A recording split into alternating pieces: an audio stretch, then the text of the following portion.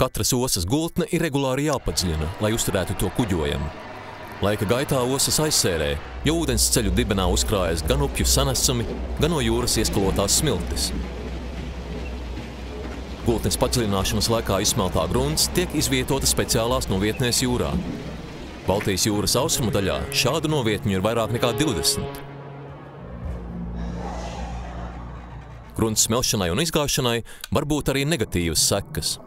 Pirmkārt, ūdenī var nonākt toksiskās vielas, kas līdz tam gulējušas gultnes sedimentos. Otrkārt, straumes var izkliedēt jūrā izbērto grunti plašā teritorijā, nodarot kaitējumu jūras biotopiem. Baltijas valstu zinātnieki kopīgi strādā, lai grunts smelšana un izgāšana neapdraudētu jūras organismus. Ieraugi jūru!